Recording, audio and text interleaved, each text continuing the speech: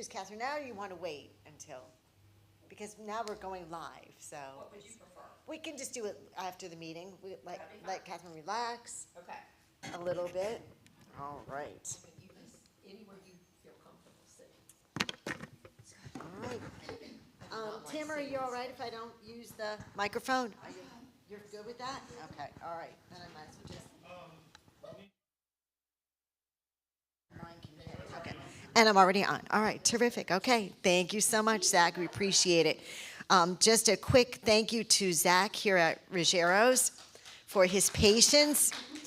You've all probably figured out by now that we are not live streaming this, but we're going through the Ruggero YouTube channel. So we appreciate all of their help to get us live to all of you at home.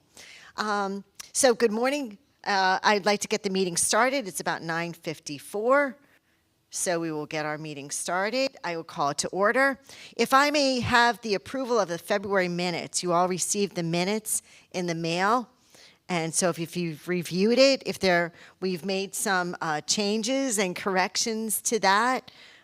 If there's any changes or additions to the minutes. I just wanted to say I appreciated the summary because that was so much information to pull together. Am I taking minutes for this meeting? Oh, that would be terrific if you would. Thank you, Tamara. So may I have a motion to approve the February minutes? All right, Tamara makes the motion. May I have a second? Second. And Pamela seconds that. Thank you very much, Pam. All right. I hope all of you have read my newsletter and been kept up to date with everything that's going on around here. We have a very, very busy next few weeks.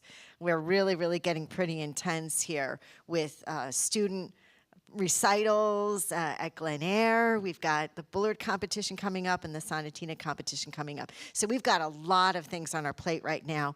I will also just remind you, very sweet, as sweet as I can, to volunteer. Those of you who have students who are participating in any of these events, we need volunteers. We need people to step up to just do a small job. It doesn't have to be a big job, but contact your chairperson. Find out what's going on, and please volunteer. We need help in these events. Okay. I believe it's part of the policy of the event that if you have Right. student participants that want that for the minutes. Correct. It is part of our commitment to these events is to volunteer if you have a student who's participating. The treasurer's report, you have that in front of you. Marcia, would you like to, for the folks at home, would you like to read your treasurer's report? Sure. The checking account has $3,000.94 in it, and this month we paid for the town of Cary for having the master recital there in Mary. That was a big cost, $525. And we also paid the Cary School of Music $350 for the Sonatina contest, April 30th. And those are our big costs this month. Thank you very much. Yes, since we're back at the Cary School of Music for the Sonatina competition, we have that added expense this year. So, all right. Corresponding secretary, I'll just report that Rowena is still in Florida. So if you have any news items that you want passed along to our membership, just contact me. That's the quickest way to do it. Just contact me. I will forward it to the group. I don't have any problem with that. Lugwa is not here today. I'm sure she's watching us, hopefully. And I don't have anything to report for membership. And so I will go on to Pamela. Pamela, did you want to say anything about today's program or about our future programs? Okay. Thank you. I really wanted to talk about Catherine. And do you want me to do that now or before she performs? I was going to introduce her before she performs. So I'm just grateful that we have her today. What you've read about her, and there's a lot more to read, is unbelievable as her credentials. We should fill this room normally 3 times over with those wanting to hear her play. But I just wanted to say about Melba, because I'm kind of helping Melba is what I'm doing right now. And she's just so excited about this program. I know she's online right now, if she can figure out how to get on. That's not her strength, and I don't know who's there to help her. But anyway, we'll see. But we're just grateful that we can work together, and we're just excited about this, and look forward to meeting together and getting together in the spring. We have our April meeting coming up, right? We do, and you're asking me what is the program, and at the moment, It's the blended learning, and I wanted to. that's right. If you could just put in the announcement that anybody who is a participating teacher or on the committee, that we would like them to be part of a panel discussion. So I'll Okay. get in touch with them. All right, anyone who is a participating teacher, meaning within the group, not just working with Order the test someone, a participating teacher in the program and the committee, and you'd like their help. Okay. All right, a panel discussion, okay. Okay. The May meeting is a business meeting, as I recall, and we're having lunch. We decided at First Watch in Cary, as we did the breakfast, if you remember, a couple of months ago. Was it December? I think it was December. Were any of you there then? Okay. That's what we're going to do. They're open all day, and I have called, and no one is opening early, and they're having trouble with waitresses. So opening early is just not an option. So this seemed to be the better option for us, and this will work. Is it at 10 or 9:30 or what time? What is early? We meet at 9:30, and we'll just get to the meeting after we have little questions. That's fine, but is the meeting time the same? It is. It is. Oh, well, First Watch is open very early. They're the only ones that are, and they don't take reservations. So last time I just went early, but I told them I needed what I needed, and I think by 9:30 people have eaten breakfast, so we didn't have an issue, and I think we'll be able to do the same thing. Okay, thank you. All right. Thank you very much, Pam. All right, so we'll go on a little bit further in our agenda here. Spring Fest. Miss Natalie, are we ever grateful for Natalie pulling together a Spring Fest for our students? We're so excited. So why don't you speak about that? So I want to say first thank you to Nadine, because I really didn't know this idea would be possible until you mentioned it at the December meeting, and so I was like, okay, I'll try contacting them. So I just thought this would be a good time to ask if anyone had any questions that you would like me to ask to Hannah, who is the Life Enrichment Coordinator at Glen Eyre. She's been very gracious to allow us to be there on Saturday, April 23rd from 3:30 to 7:30. As of now, we already have 5 teachers signed up to participate, which is great.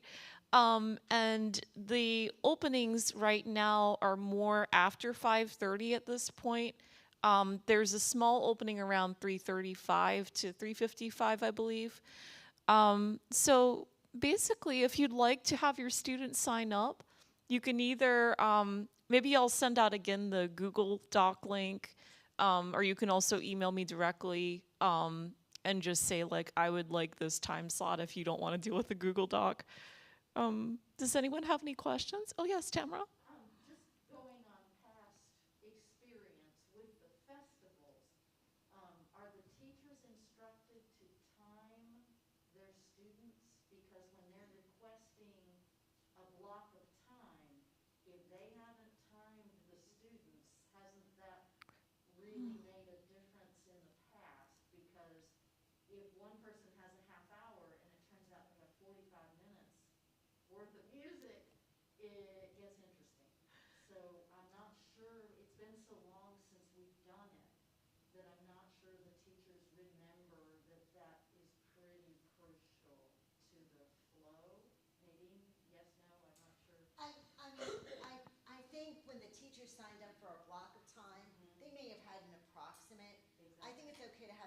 leeway here and there.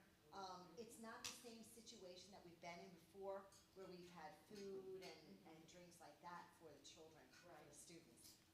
So I think it's a little bit more casual. It is. So if we extend it a little bit more, if a teacher needs a little bit more time, or if a teacher's a little bit shorter in time, I don't think that would present a major problem.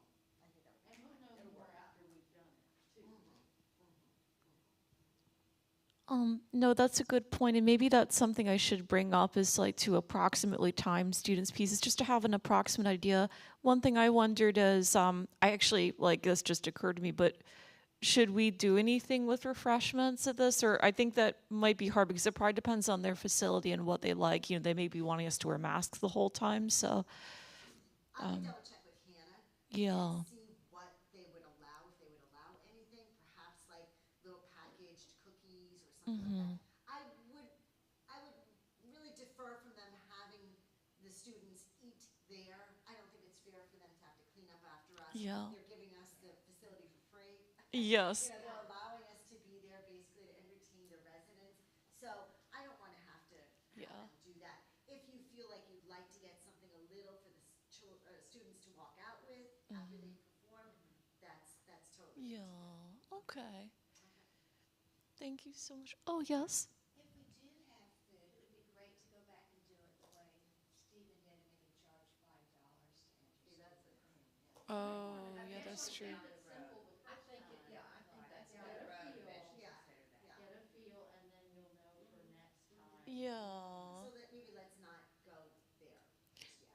I think so too, because I mean, part of what I'm thinking is like, what if the residents wanted something and that's like only for the kids? You know, I don't know. Like, I just be like, sorry guys. I don't know. Yeah, it'd be kind of messy. You know, they'll always. So, I can always give something to my own students afterwards, like, just like personally after we exit the venue. Oh yes. If you don't have food, you know, sometimes people are more apt to do things so they have some skin in the game, and that's like going down to the future. I think it's a good idea personally to charge $5 per student in the future. Oh, okay. To appreciate it if you've got skin in the game. Oh, okay. I think we figured since they're just allowing us to use the facility.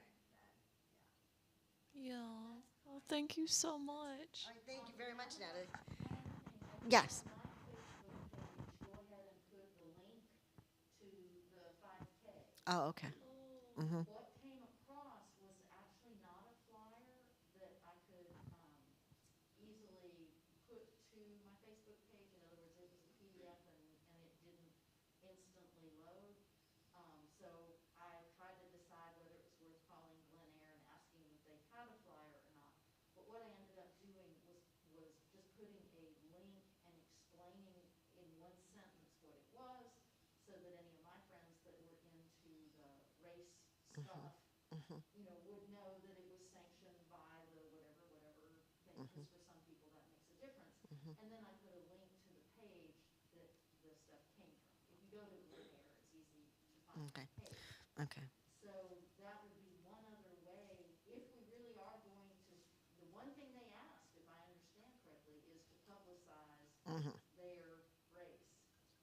I didn't know if you wanted Todd to put a link on the Facebook, on our website, not Facebook page, on our website. If you wanted Patty to put a link like that on the Facebook page. Okay. But if we really are supporting, then that's how we would support, I would say. So did you want to hook up with Todd and get a link to the 5K race for Glen Air? Then to just so that we can promote that then.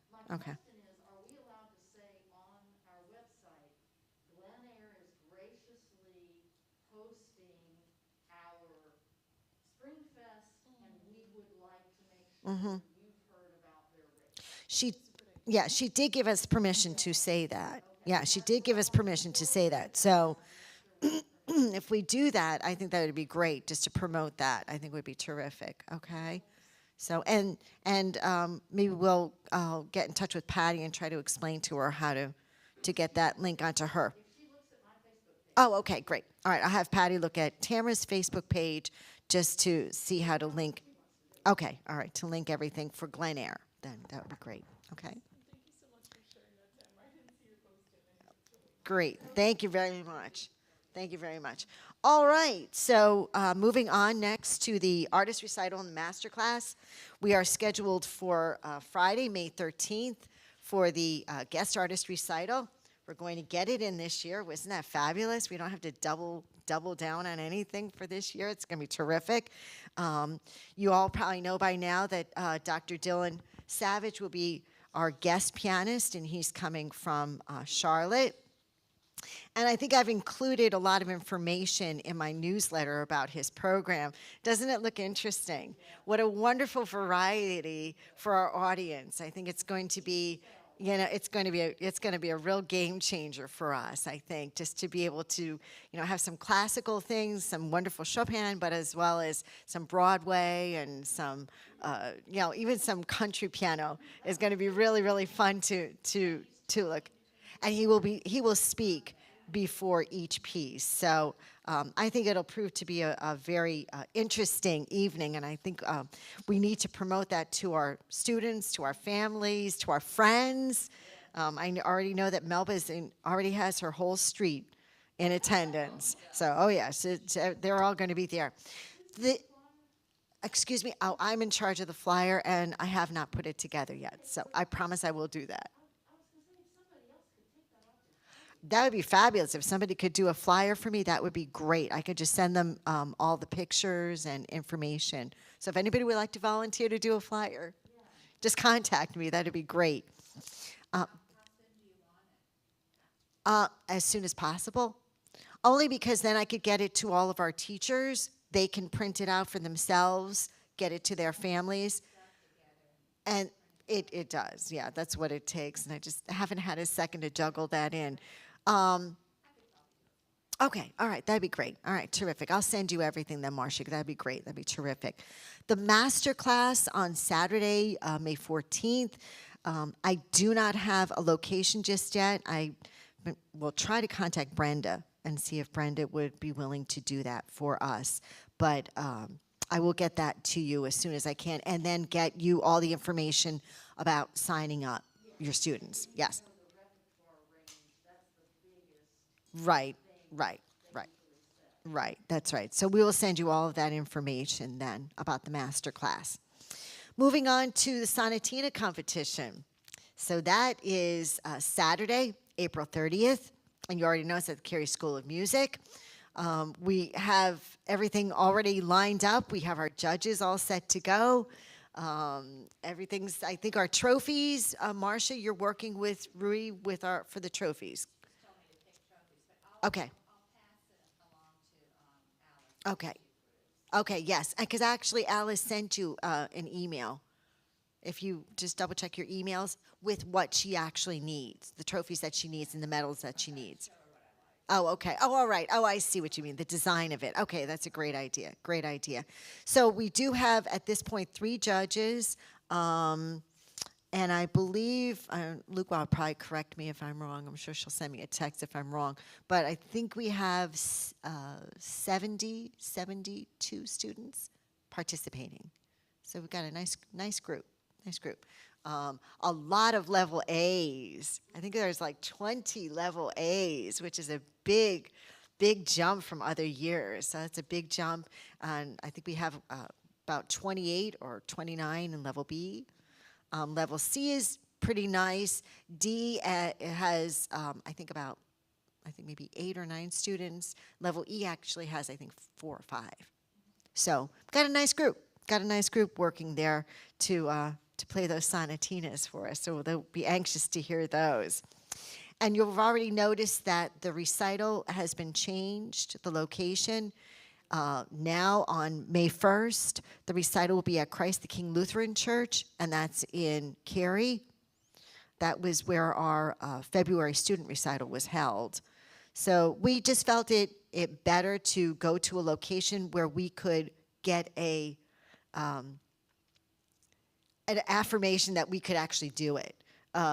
We were originally scheduled for Hopper, and Hopper is a little bit more, closed and careful. So we just felt like this was a good opportunity for us to just make sure that we had a definite location for the students to perform. The Bullard competition is set for in person on Sunday, April 24th at Hopper Piano. So those auditions are going to be at Hopper Piano. Hopper Piano and, I should say, 2 locations, Hopper Piano and Alice Zhao Studio. Alice has graciously opened her studio because there are a lot of participants there. And at first, Alice had gotten one judge who was going to be judging all day long. And I thought that might be a little bit too taxing. So Alice looked for a second judge and successfully found one. So that's why we have 2 locations for that particular competition. That is what it's going to be, yes. Middle school at one, high school at the other. Again, their recital will be, the winner's recital will be at Christ the King Lutheran Church, along with the scholarship winners as well, okay? That recital is also on May 1st, right? And the Bullard and scholarship winners will perform at 1 o'clock. The Sonatina winners will perform at 3 o'clock. All right, moving on. Theory test and lamp of learning. Tamara, why not? I'm going to hand the microphone to you. Not much that has changed or anything. I just thought the numbers were kind of cool. We have nearly 100 lamp of learning tests this year, so things are really good on that score. Pardon the pun. And on the regular tests that teachers are administering, nearly 30. So give or take, 125, 130 participating ones and 11 teachers. So that's great.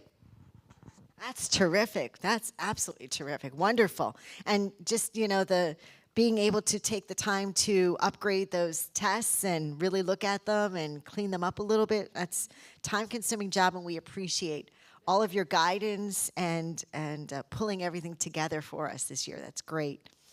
Summer is not here. I don't think we have anything to report for summer. As far as hospitality is concerned, I don't know how many of you are aware that Rowena's mom did pass. So Rowena is staying in Florida. I'm sure she has a lot of family things to contend with there. I went to Melba's Tuesday. I went to Melba's, and she looks fantastic. Well, Melba always looks great. She looks great. I mean, she was teaching when I got there, and this was at 12:45.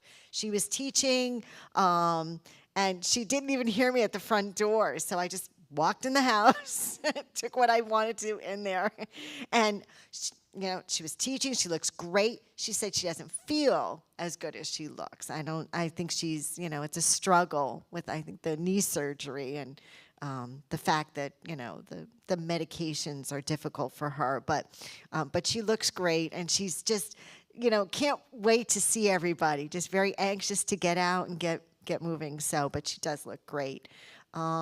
Yes. Yes, she is. She really appreciates the food. Carol Ann Berry wanted me to pass along to you that yesterday she went to Melba's and delivered a gift card to her for $125, which was wonderful. Very generous of our group to really help one of our members to get through a difficult time. So we appreciate that. And I don't know if I've mentioned this in any of my other newsletters or any of my correspondence with you, but we've had another member who had some heart issues. She had some surgery. It was, the name will come to me. She was one of our liaison to the town of Cary. It'll come to me. When it comes to me, I'll let you know. But so I'll keep you updated with her. She seemed to be doing much better, but I'll keep you updated with that. Okay. Facebook, there's nothing. Culturalized, nothing. No, it wasn't Christine. It starts with M. It's not Maureen. It'll come to me. I can picture her right there. That goes to show you, I'm juggling too many things. My brain's not working anymore. It's too complicated. Too complicated. The budget, we really don't have anything to do with the budget just yet. Marcia has done a lot to help with the grant writing, so that's completed, and we already know that the grant has been filed, so we're waiting for word to see how much we'll receive from that. There's nothing to say about sponsorships. Our deadlines will be coming up, so I'll be heading out and trying to gather a little bit more money from our sponsors to help us in the next year. Any old business that I need to address? No. Boy, it's quiet. It's because the rest of the group is watching us, and they're like, yes, there is one other thing. Any new business? The only new business, correct, is we have a lot of activities going on, is we are still in need of a treasurer to take Marcia's place as she steps down. And we are still in need of a president. And I have a few people in mind. I just need to take some time and chat with them about it, see how they feel about it. But I am very happy to say that a lot of other people have stepped up and volunteered to take some positions for our next season. So that's a good sign that we're all getting back to volunteering and being back together again. All right, I think that wraps it up for us, so I will adjourn the meeting. It is 10:20. And did you all want to take a little break before our presentation? Or you're just ready to dive right in? Catherine's sitting right here, and I know she's anxious to get started and get to meet all of us. So I'm going to hand this over to Pam Wilkins, who will introduce our guest speaker.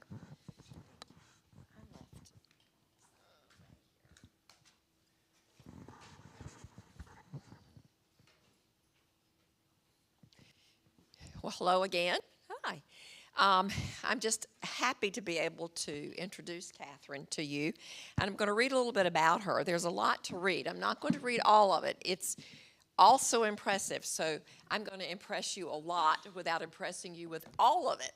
But Catherine is a native of England, and she's performed solo and chamber music recitals throughout Great Britain and the USA in venues such as the Royal Festival Hall and Barbican Center, London, Temple Square Concert Series, Salt Lake City, Davis Symphony Hall, San Francisco. She received a Doctorate of Musical Arts degree in piano performance from the College Conservatory of Music, University of Cincinnati, and also degrees from the Royal Academy of Music, London, and the San Francisco Conservatory of Music. She has a special interest in music, piano music by women composers, and in 2001 she released Piano Portraits of the Seasons by Women Composers, a CD of repertoire which portrays the seasons. Catherine is active in furthering the education of young musicians, college students, and adults, and frequently serves as adjudicator, clinician, masterclass specialist, and workshop coordinator.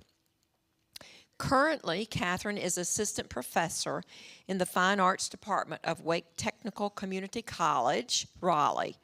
Her previous faculty positions include University of North Carolina School of the Arts, North Carolina State University, University of North Carolina at Chapel Hill, Wake Forest University, Preparatory Music School, University of Cincinnati, and Salem College. So, with this resume, and I didn't read all of it, we just welcome you, Catherine, and we're so glad to have you and get to hear from you about your wonderful program.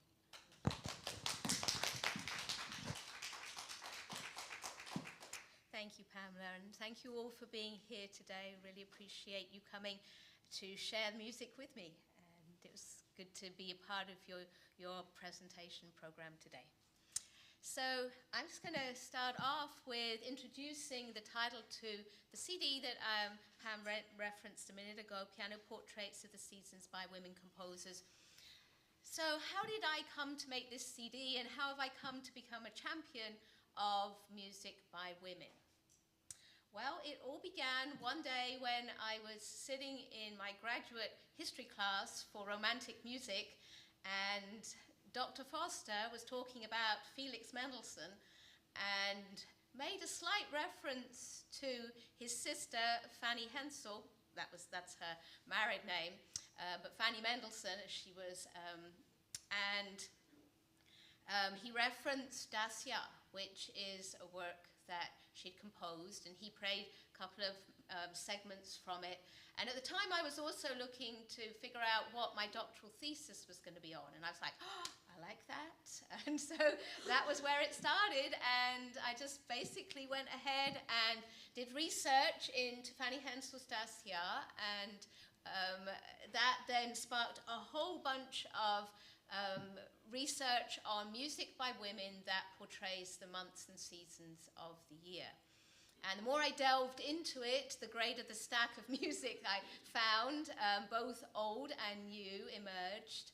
And it also brought to light the fact that a lot of that music had laid there in libraries and never had seen or been heard by anybody. And so once I had completed my doctorate and I was at Wake Forest University teaching, I got a grant to pull all of this together and make a CD for posterity. And so on the CD has 15 works by women composers, many of which had never been performed before and or recorded. And so it gives an opportunity for these women's voices to shine in the world. And for me, it was an opportunity to pull together some amazing music that I really felt other people should know about. And I've continued to do that with my own recitals and my own lectures and presentations, which is to always highlight women to some degree or another. I mean, everybody likes to have the standard repertoire sometimes in your recital programs, but there is just so much out there now. And as I was doing a little more research for this presentation, I came to find out that so many publishers now have got scores by women composers of music that has just been discovered, laying perhaps in a vault somewhere or in some library, and there's music out there that's new and old, so to speak, for you to think about possibly programming yourself or have your students program. So I'm going to bring to light some of the women and highlight their music today from this CD, and just to sort of also share with you some of the other pieces of music that these women have composed, and you can perhaps sort of look into those pieces for your students or for yourself as well. So knowing that women, it appears through my research, have been particularly drawn to writing music that connects with nature and connects with the seasons and the months of the year is exciting, because we know that what's behind the inspiration for the music is there in the title. So as you're teaching or thinking about presenting this music, perhaps it's a good idea to sort of put things together that there are relationships between the different pieces. And so here, obviously, you've got the 4 seasons of the year and some months as well. So these salon pieces, a lot of them were performed in the salons of the 19th and early 20th centuries. That would have been in people's homes, or in a small hall, perhaps like this, that was run by a salonaire in Europe, particularly in France, and people would be invited, just like you are today, to come and listen and support. So we're going to start with the music of Fanny Hensel. She's the first one who I really delved into and really came to become very close to. So Fanny Hensel, born, as you can see there, in 1805, she studied music just like her brother Felix, who was encouraged to go out and make a livelihood of being a composer and a musician, whereas Fanny was told, for if you can, music must only be an ornament and never the basis of your being and doing. And she was encouraged to become a housewife and a mother, and to, basically not think about publishing or producing her own works. Although she did run a series of Sonntag Musicale, which was Sunday morning concerts in her home where she could actually perform her music. I'm going to play for you a movement from Das Jahr, which is the year, which was composed in 1841, and celebrates the time when Fanny went with her husband Wilhelm and son Sebastian to Italy, where they spent a whole year experiencing what Italy was all about. They moved around to various different parts of Italy, but spent 6 months in Rome from December through May. So December 1840 through May 1841. And then that was time for them then to start to depart back to Berlin. But Fanny Hensel's Das Jahr is her musical diary, as she calls it. And she completed all 12 pieces in this work towards the end of her time in Italy, and then subsequently when she returned home.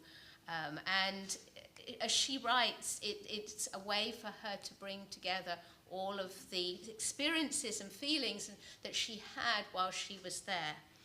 I'm going to play for you the month of December, which was the very first month in which she and her family lived in Rome.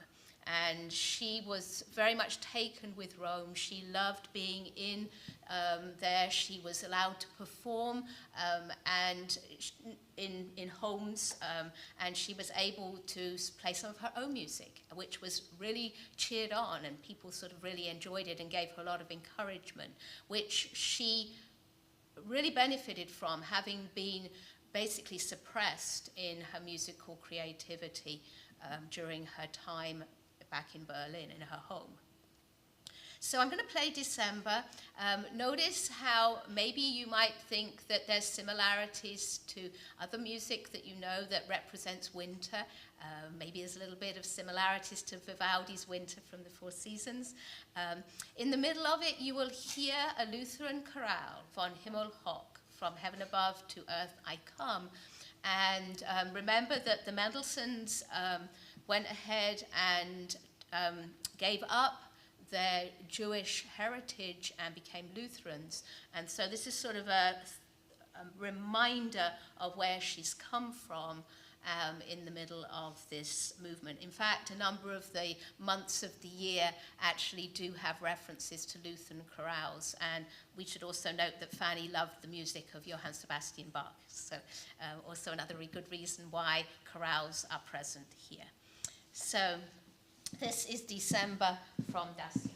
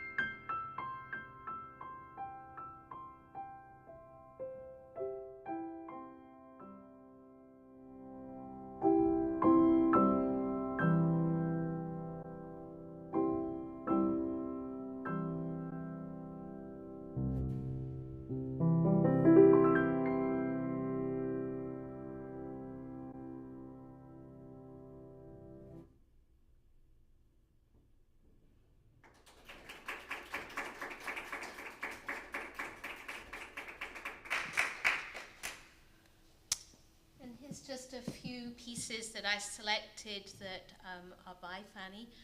Easter Sonata, obviously, again connecting to her references to her interest in the months and seasons of the year. Now we're going to come to Mel Bonney.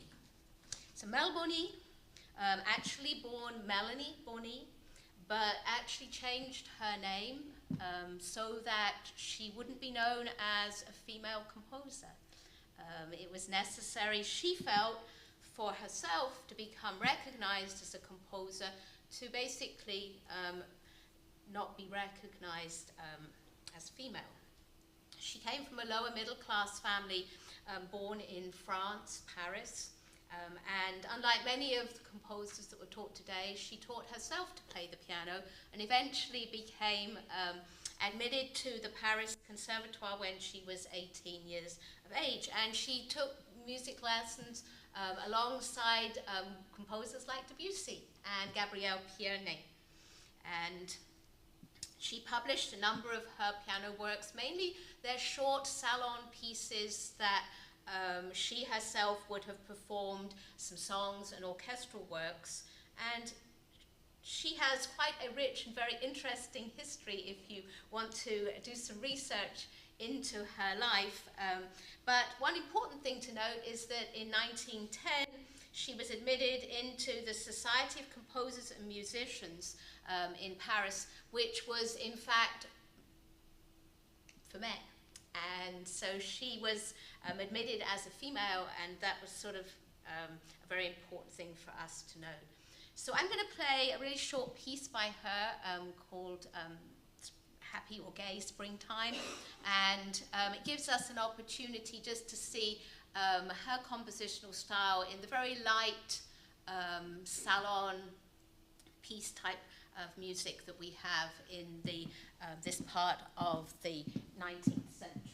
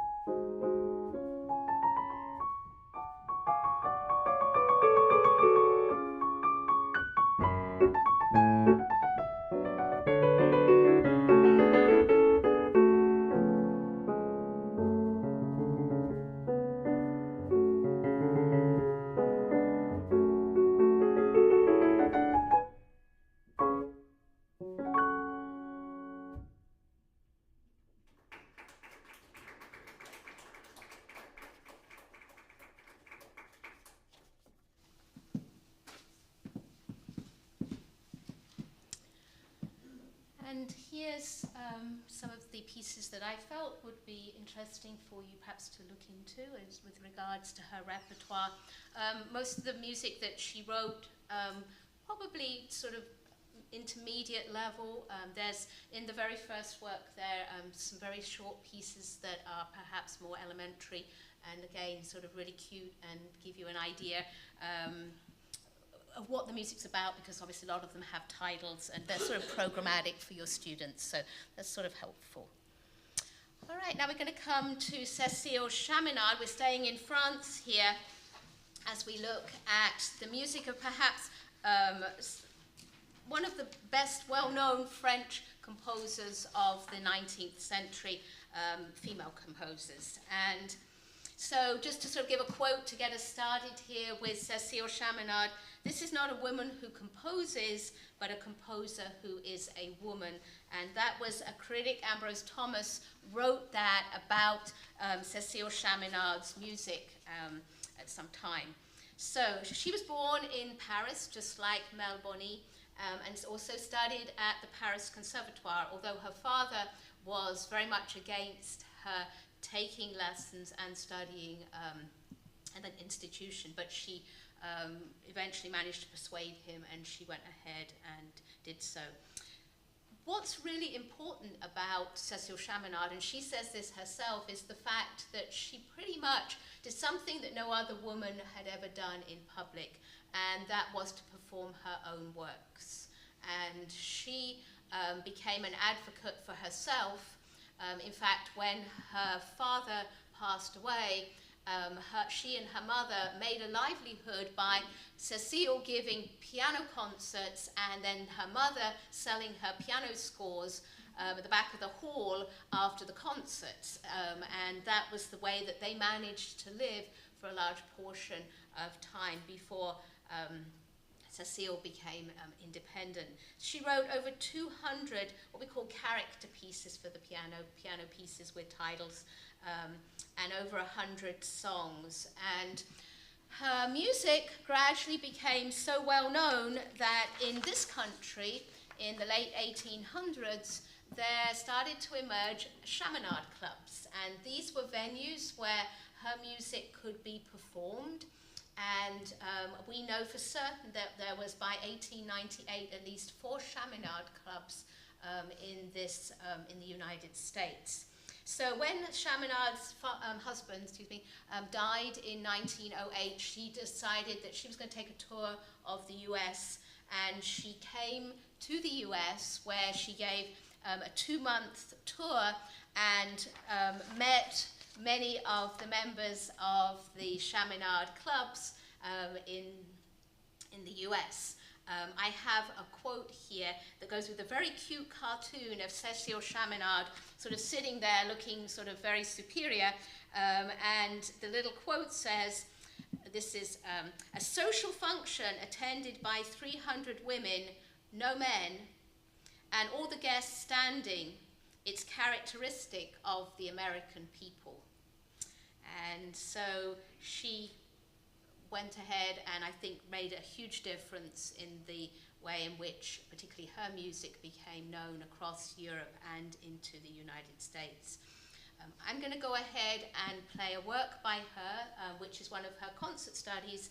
This is Autumn, and like many of the pieces that we're listening to today, the formatic structure often has an opening section that is then brought back again at the end with a contrasting middle section there, and it gives us an opportunity to experience the music twice when that happens. So this is Cecile Chaminard's Autumn.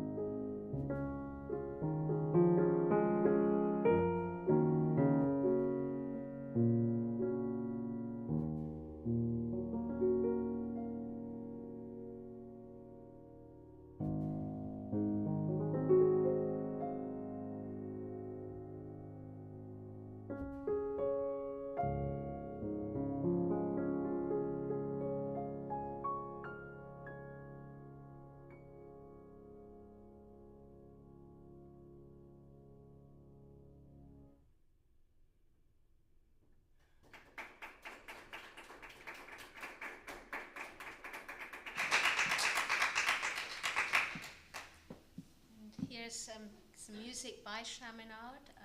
As I said, she wrote over 200 pieces for the piano, and so there's a lot to choose from. The Scarf Dance actually was one of her most well-known pieces that was often played at the Chaminard clubs, and I have a note here that it was said to sell over 5 million copies by the time of her death in 1944. So everybody must have enjoyed that work. Estelle Ricketts is a composer that's really important to have put onto this CD. She is listed in the 1900 US Census records as Estelle de Ricketts Black, born in July 1871 and residing with her parents and younger brother in Derby, Pennsylvania, where her father operated a boarding stable. So she is a young woman whose only composition that we have that was published and is available to us today is Rippling Spring Waltz. This was first published in Philadelphia in 1893 and is located in the Library of Congress. So I felt that it was really important to include this work on my CD, as it's the first known piece by an African-American woman artist in existence. So this is Estelle Ricketts' Rippling Spring Waltz.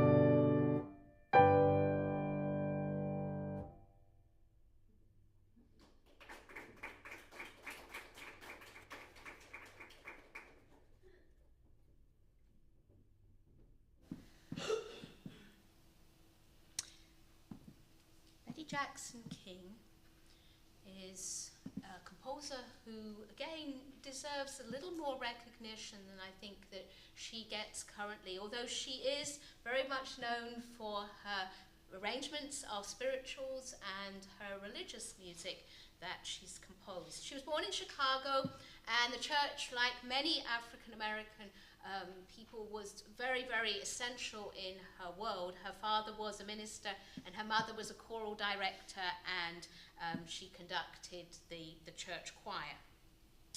Betty received her bachelor's and master's degrees from Roosevelt University, and ultimately she did something that she felt called to do, and that was she wanted to make a change in the world. And so when she got an invitation to come to Wildwood, New Jersey, to go ahead and become a public school teacher in 1969, she did, because she said she wanted to change the scene. And what she did was integrate the public school system in terms of the teachers. And so she made a huge contribution there in New Jersey.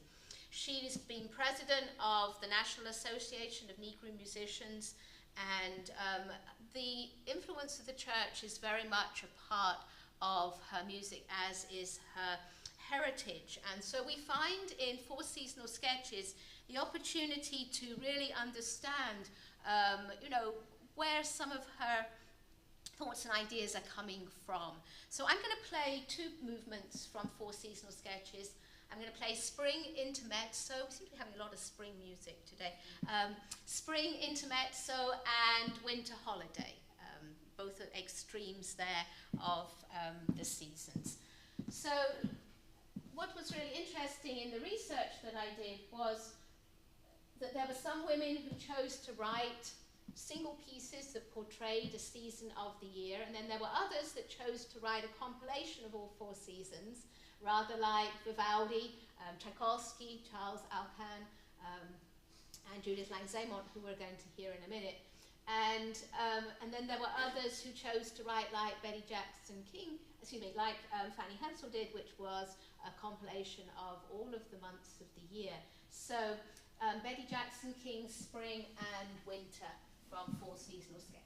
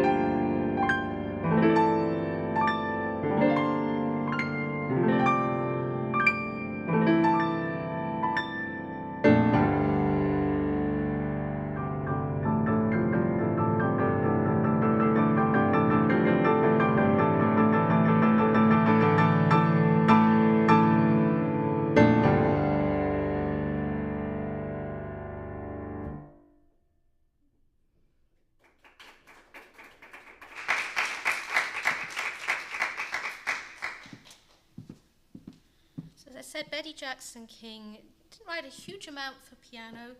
These are perhaps some of her most famous or most available works, I should say. Jacksonian Press houses all of her scores, and so if you were thinking about looking into Betty Jackson King's music, that would be the best resource place for you to go. And Mother Goose Parade is a compilation of short pieces for young children to play. So again, ties into her educator interests. Judith Lang-Zamont is a woman who I did a lot of research on because she, like Fanny Hensel, wrote 2 works actually for piano that are a whole compilation of 12 months of the year, a calendar collection and a calendar set. Calendar collection, I'll just pop that up here for a second. Calendar collection is a set of pieces, 1 for each month of the year. They're 1 page each, and they are a real interesting working out of various piano techniques for young pianists. And they, although they didn't actually precede a calendar set came first. Judith Lang-Zamont felt that she, and I'm going to quote her here, that this collection successfully captures the spirit of each month's evocative title, and they have especially pleasing and attractive music with a variety of piano textures and evocative moods. And there's sort of some really interesting techniques in a calendar collection. But a calendar set is the work that I did a lot of research on for my doctoral thesis alongside Fanny Hensel's dossier. And what's really interesting, Zamont, born in Memphis, Tennessee, and grew up in New York City. She basically, as a graduate student, coined herself as an anything goes and one need not wear a straitjacket composer. And I think she pretty much has continued to have that same mindset. She began a calendar set when she was a Debussy Fellow in Paris, and she went there in 1971, and she wrote one of the movements I'm going to play today, which was May. Her teacher was André Jolivet, and she wrote this work, and then it sort of spiraled into writing a month of music, and for each month she wrote a piano piece, and so until subsequently she had completed 12 months of the year.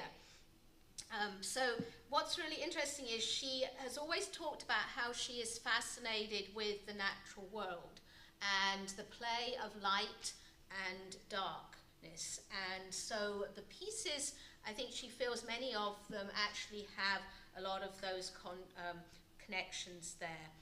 What's I think is really interesting too is that as she was writing the months, she decided that she would attach to each one a quotation that comes from some literary source and connects to, I think, the way in which she, having composed the month's music, felt. So this is important to remember that she put the quotations after she had written the music, and it's not that the music was inspired by the quotations.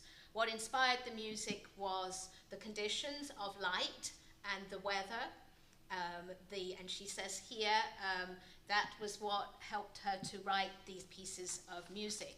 And she said, you've got the warmth and ripple of June, which I'm also going to play, the drumbeat of January, the figuration and windiness of September, the starkness of November, and then when we come to July, she puts some quotations from various holiday tunes, just like Charles Ives does. And then when we come to December, we have a little fugato on God Rest Ye Merry Gentlemen. So she sort of brings in a whole concepts of context into the music. I'm going to play May and June from a calendar set, and I will read the quote for each one before I play it, And that way then you can have in your mind what the music is, or how it's at least connected to the quotation here. So for May, she writes, as full of spirit as the month of May and gorgeous. This is a quote from William Shakespeare's first part of King Henry IV.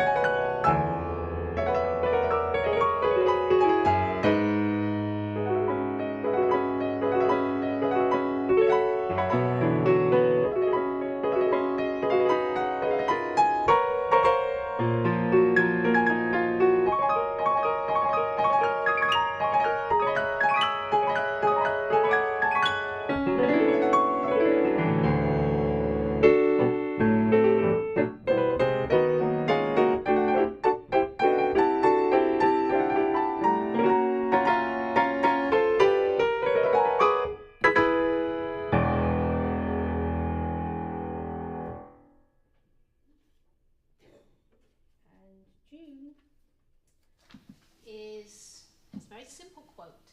Then, if ever, come perfect days. And this is from A Vision of Salanthal by James Russell Lowell.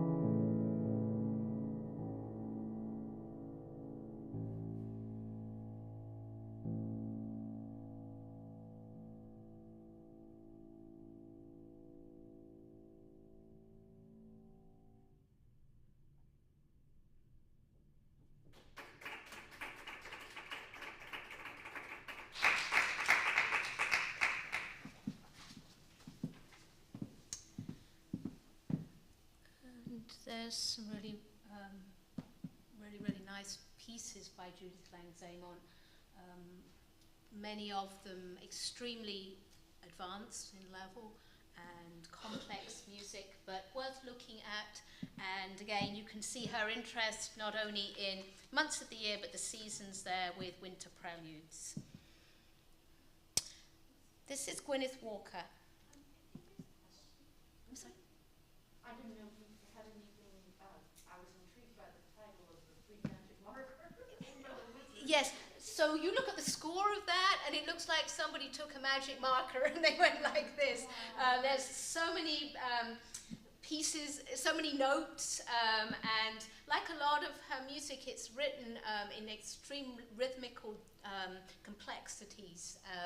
But they are very advanced pieces, even though they've got a rather cute name that one might be sort of taken in by thinking that, yes, they could be for a lot younger players, but unfortunately they're not. I think look at the word wizard, and that'll probably give you an idea there. And finally, Gwyneth Walker. And I selected her work, Cantus, for the End of Summer. And Gwyneth in particular, because she shows how you don't have to fit the mold of a composer to be successful. So Gwyneth Walker, graduate of Brown University and Hart School of Music, resigned from being a faculty member at Oberlin Conservatory of Music and decided that she would just become a full-time composer. She bought a dairy farm in Vermont, and that's where she lives. So if you ever see pictures or interviews of her, she's always wearing some form of identification that she loves cows, because she's got sort of cow badges and all sorts of things to do with cows that she often wears. So she is a really interesting composer, just as I said, because she as a quote that I have for her says, her work is characterized by a tremendous energy and strong sense of humor. Even in her most calm and serene pieces, there is a constant undercurrent of energy, a lifeblood that ties the music together. She has a lot of sonorities and sounds that might remind you of Erin Copeland, and she, I think, feels that her roots are very much in the tradition of composers like Copeland and Leonard Bernstein. Cantus for the End of Summer is a set of 3 short piano pieces that, as she says, cover several facets of her personality and style. The last one that I'm going to play today, Evensong, is, as she says in her program notes, a nostalgic portrait of the village green, surrounded by white steeple churches. The bells are ringing out the call for Evensong service. It is late August and summer is fading.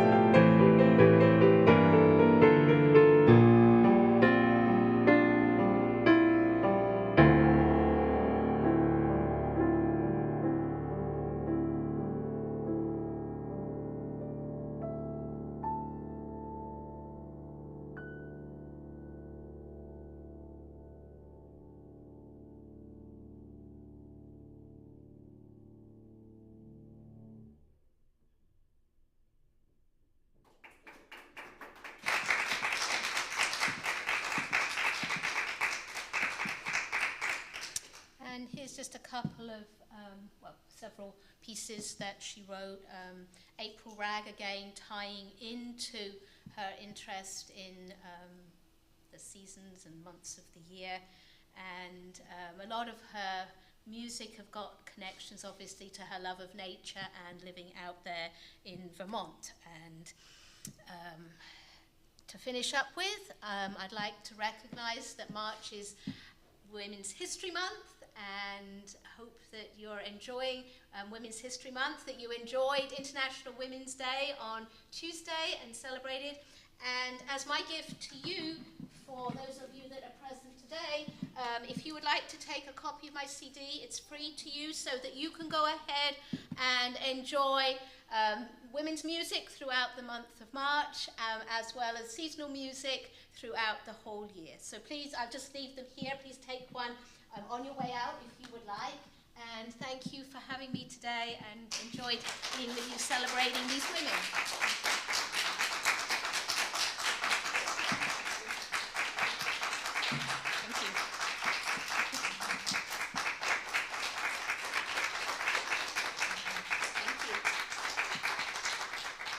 I'd be happy to answer any questions that you might have about the repertoire I played today, or anything else. Yes. One question.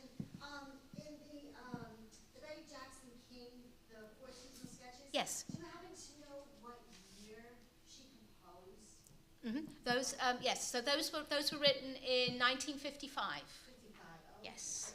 Yes. So they were during her time in Chicago, and so there's, I think, perhaps some connections there, maybe how she saw the seasons in Chicago, maybe, I'm not sure, but I like to think of that anyway, yes. You are welcome.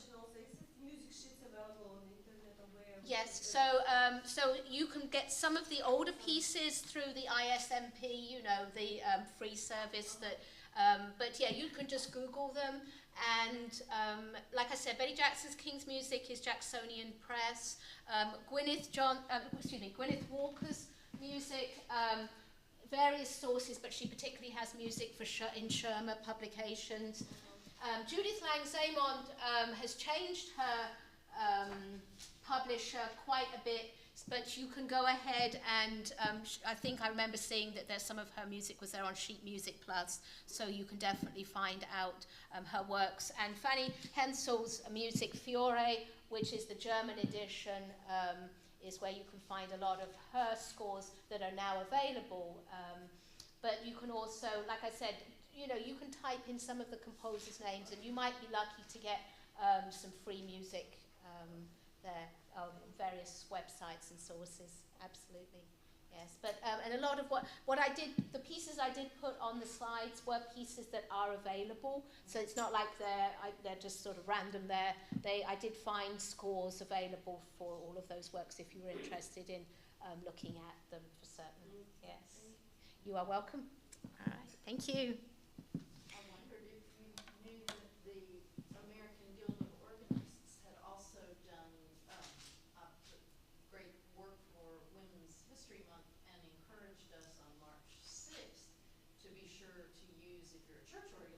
Nice. Be sure to use a female composer, and I didn't know if you were also tied in with Margaret Sandrewski et al. Here in North Carolina. And, but they asked us to post some sort of whatever you post on Twitter, a tweet, I guess, yes.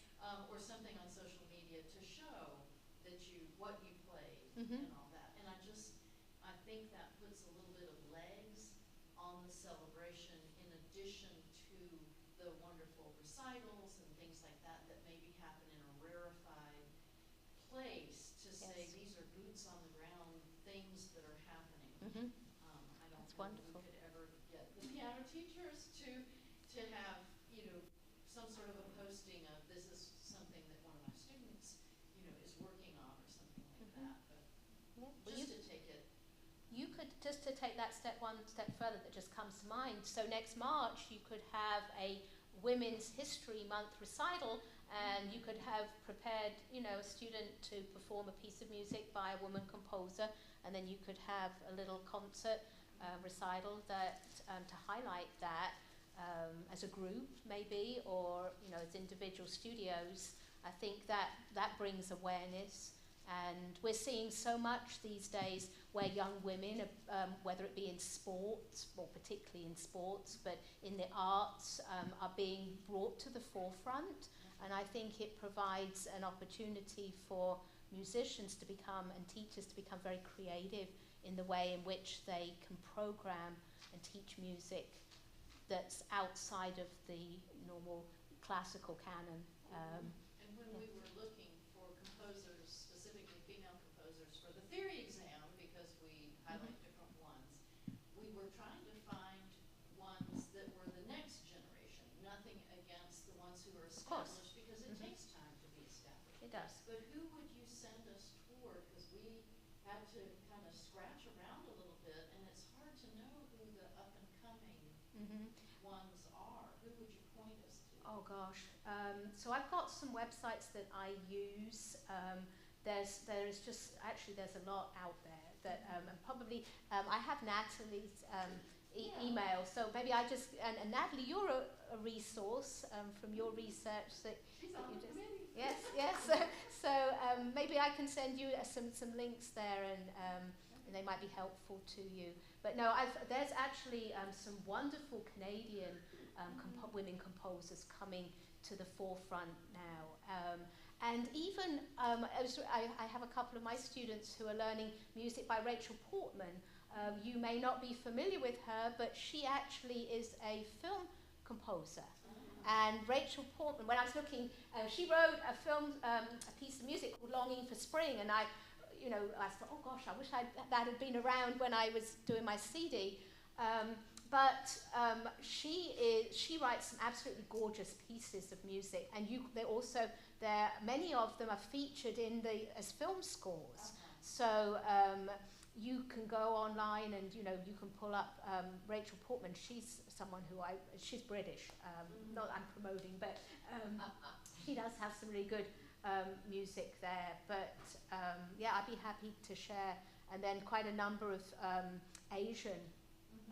Gabriella Lena Frank, coming out of South America, she has got some fantastic pieces also that, and you have to search around depending on what level you want, obviously, but she would be somebody, if you were looking for someone in South America, a Latino composer that you were in, again, sometimes it's nice to take some of these women composers and sort of just say, look, find out where this composer comes from in the world, and do a little bit of research just to the student, so that you sort of know what it's like to be a composer in that part of the world. And especially if you're a woman composer, how easy is it, and or difficult. So there's lots of room for exploration and inspiration, I think, today. But no, I'll have some links to you so that you can use those for your theory, or promoting music within your studios, which would be really good. Yes, thank you all very much. Thank you.